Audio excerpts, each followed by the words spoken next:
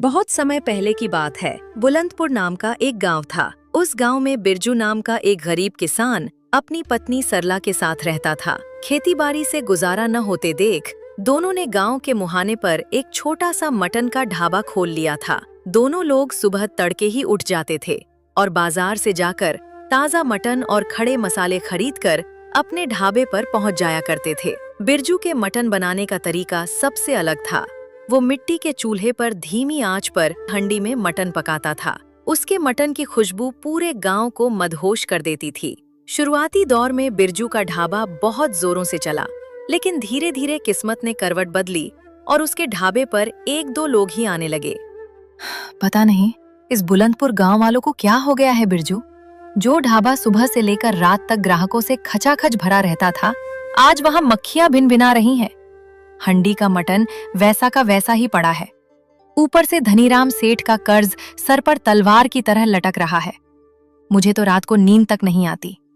क्या करूं सरला, मैं तो अपनी जान में पूरी लगन और ईमानदारी से मटन बना रहा हूं। मसालों में कोई कमी नहीं, मांस की सफाई में कोई कसर नहीं। फिर भी पता नहीं गांव वालों को क्या हो गया है। कहीं ऐसा तो नहीं कि गांव में कोई और ढाबा खुल गया हो। चलो चलकर देखते हैं कि आखिर लोग जा कहाँ रहे हैं। दोनों तुरंत भारी कदमों से पूरा गांव छानने निकल पड़ते हैं। गलियों से होते हुए जब वे गांव के आखिरी छोर पर पहुंचते हैं तो उन्हें वहां लोगों की भारी भीड़ दिखाई देती है। एक ठेले के चारों तरफ लोग मटन चावल खाने के लिए एक दूसरे पर टूटे पड़ रहे हैं। बिरजू और सरला जैसे ही पास पहुंचते हैं, उनके पैरों तले जमीन खिसक जाती है। ठेला लगाने वाला कोई और नहीं बल्कि बिरजू का बड़ा भाई रघु और उसकी पत्नी माया थी। भैया आप, और यहाँ मटन चावल का ठेला? हाँ तो क्या हुआ, कमाना खाना सिर्फ तेरा ही हक है क्या? हट सामने से, ग्राहकों को आने दे। भैया कम से कम मेरी स्थिति की तो कद्र करते। अभी पूरे 10 दिन भी नहीं हुए हैं जब मेरे इकलौते बेटे का निधन हुआ है। मेरा घर मातम में डूबा है। मैं पहले से ही जमींदार के कर्ज के नीचे दबा जा रहा हूं और आपने ठीक इसी वक्त मेरे पेट पर लात मारते हुए पूरे गांव में मटन चावल का ठेला खोल दिया। क्या एक भाई का दर्द आपको दिखाई नहीं दिया? अरे ओ बिरजू, ज्यादा ज्ञान मत बांट। मैं क्या करूं?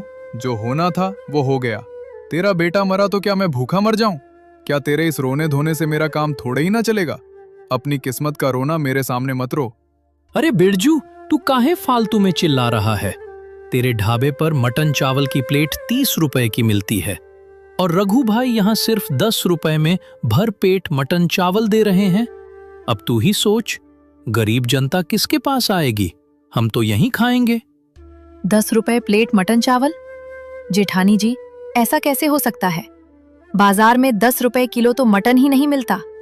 फिर तुम लोग 10 रुपए में मटन चावल की प्लेट कैसे दे रहे हो? इसमें क्या मिला रहे हो तुम लोग? अरे ओ छोटी, अपनी जुबान को लगाम दे। बेचने वाला होना चाहिए, यहाँ तो राख भी बिक जाएगी। तुम अपनी फटी किस्मत लेकर यहाँ हमारे धंधे पर नजर मत लगाओ।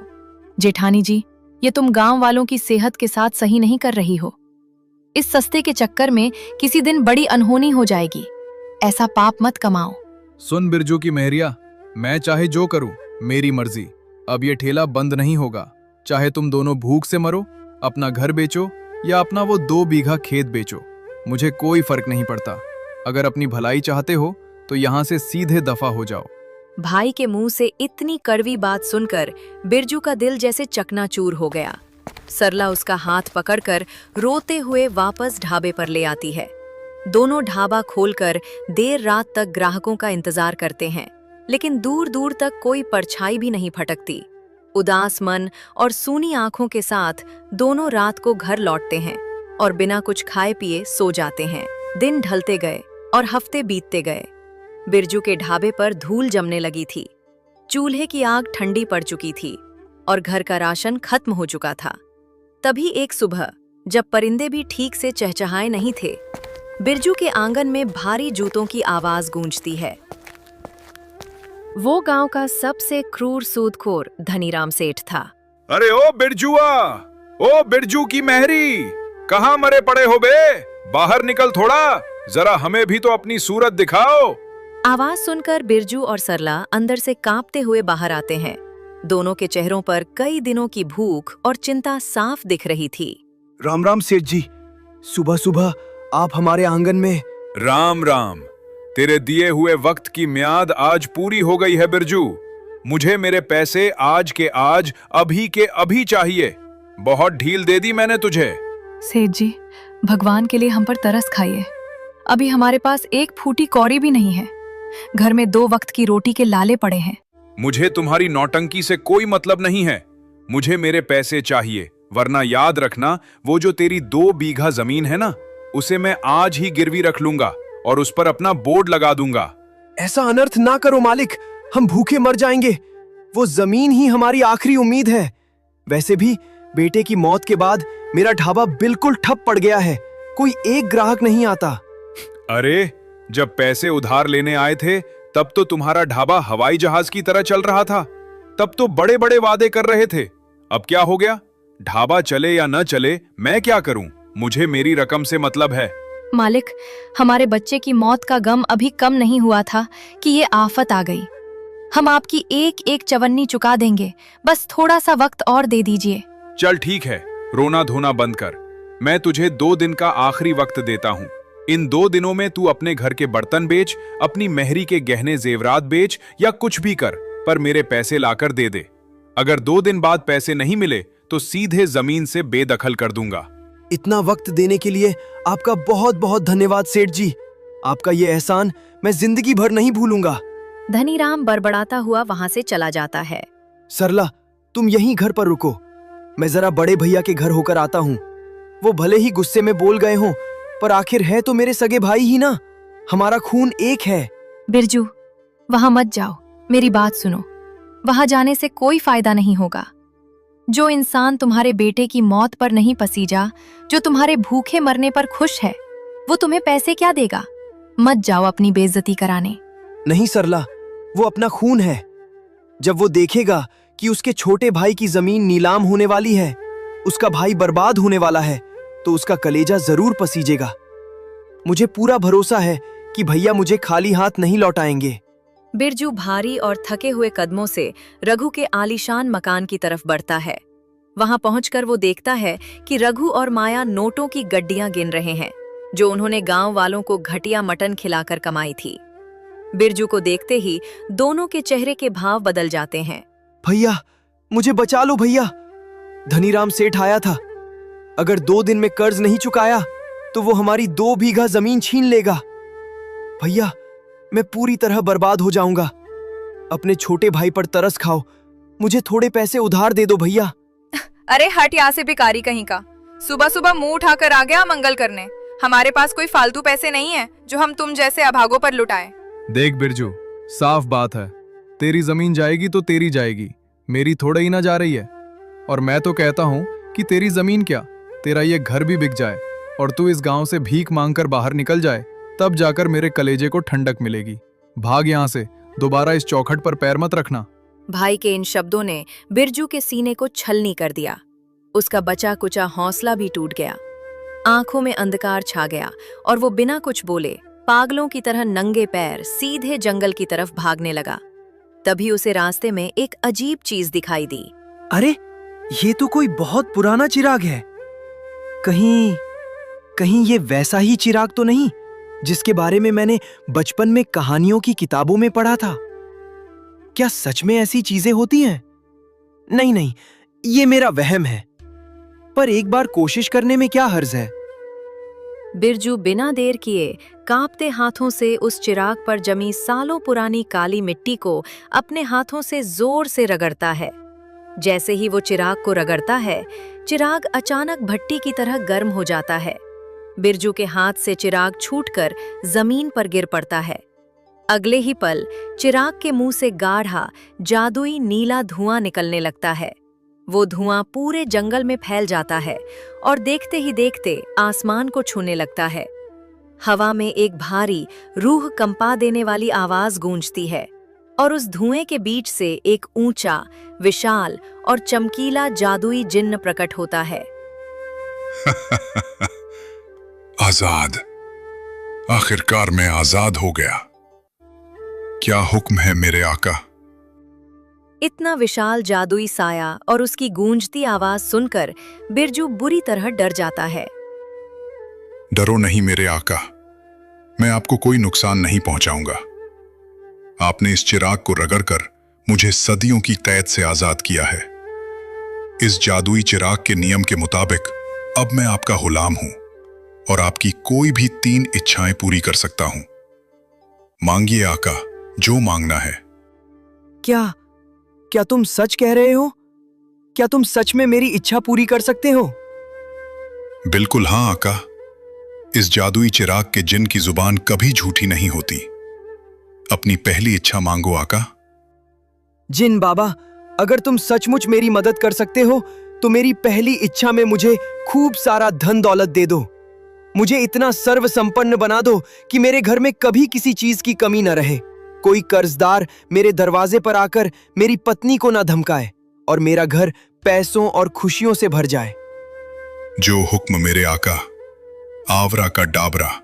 हे जिनी रही शक्ति, मेरे आका का जो पुराना घर है उसे आलीशान और नया कर दो और उस घर के कोने कोने को खूब सारे सोने और पैसों से भर दो। जिन बाबा, मेरी पहली इच्छा पूरी करने के लिए तुम्हारा बहुत बहुत धन्यवाद। बाकी की अगली इच्छा मैं कल मांगूंगा। ठीक है आका, जब भी आपको मेरी जरूरत हो बस इस चिराग को दोबारा रगड़ना, मैं हाजिर हो जाऊंगा। जिन वापस धुएं का बवंडर बनकर उस जादुई चिराग के भीतर समा जाता है।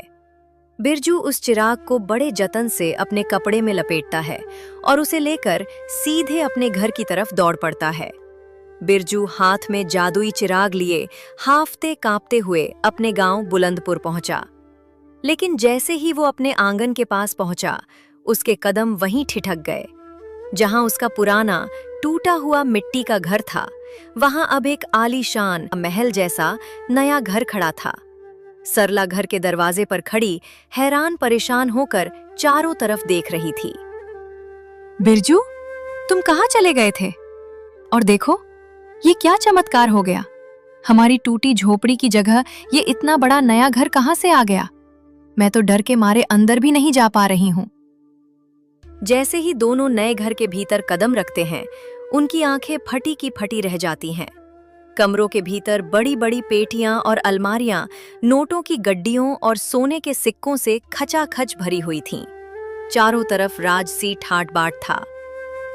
नहीं सरला, उस कपटी भाई ने तो मुझे धक्के मारकर निकाल दिया था। ये सब इस जादुई चिराग का कमाल है।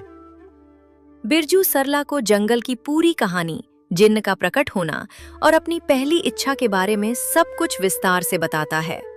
सरला बहुत खुश होती है। अगली सुबह जब बुलंदपुर गांव में सूरज की पहली किरण पड़ी, तो बिरजू की आंखों में एक नई चमक थी। वो सोकर उठा और उसने सबसे पहले नोटों की गड्डी उठाई। उसके सीने पर जो सेठ के कर्ज का बोझ बरसों से दबा हुआ था, आज वो उसे हमेशा के लिए उतार फेंकना चाहता था। बिरजू सीधे धनीराम सेठ के घर पहुंचा और खचाखच भरे नोट उसके सामने रख दिए। धनीराम सेठ नोटों की गड्डी देखकर फटी आंखों से कभी नोटों को तो कभी बिरजू के ठाट बाट को देखता है।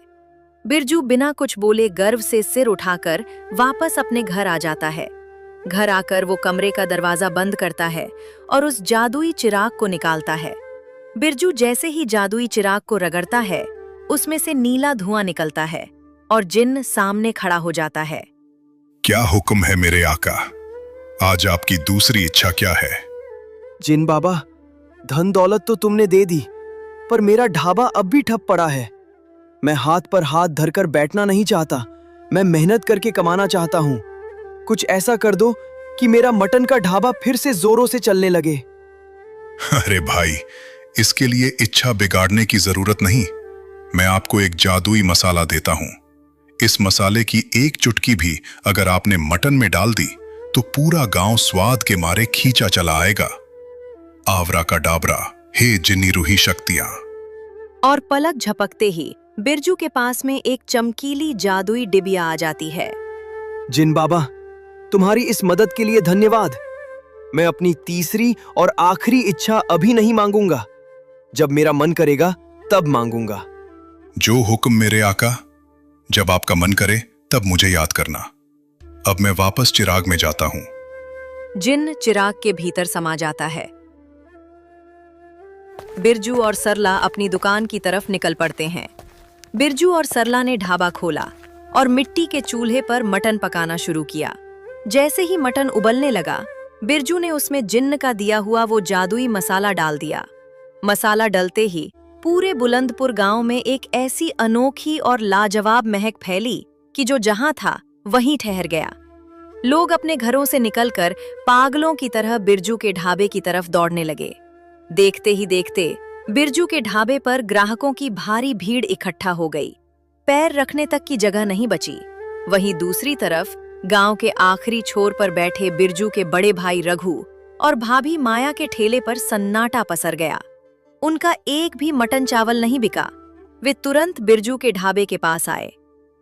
अरे सुनिए जी, जरा देखिए तो सही, कल तक जो भीख मांग रहे थे, आज उनके ढाबे पर पैर रखने की जगह नहीं है। हमारे ठेले पर एक कुत्ता तक नहीं आ रहा। हाँ माया, मुझे भी कुछ गड़बड़ लग रही है। अचानक इसका ढाबा कैसे चलने लगा? जरूर ये दोनों मटन में कोई नशीली चीज या मिलावट कर रहे हैं। ऐसा करते हैं, अभी दोनों ढाबे पर हैं, हम चुपके से उनके घर चलते हैं और तलाशी लेते हैं। रघु और माया दबे पांव बिरजू के नए घर में घुस जाते हैं। वे कमरों की तलाशी लेने लगते हैं। तभी माया की नजर जादुई चिराग पर पड़ती है। दोनों समझ जाते हैं कि ये कोई आम चिराग नहीं है। तुरंत उसे वहां से चुराकर घर ले जाते हैं और फिर चिराग को घिसते हैं। तुरंत जिन बाहर आता है।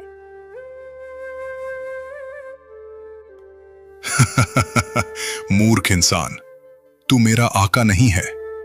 इस जादुई चिराग का एक कठोर नियम है, जब तक इसका असली आका अपनी तीनों इच्छाएं पूरी नहीं कर लेता, तब तक मैं उसी का गुलाम रहूंगा।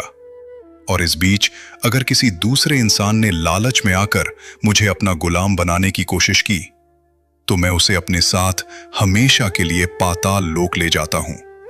ये तेरे लिए इच्छा पूरी करने का दिन नहीं, बल्कि तबाही का दिन है।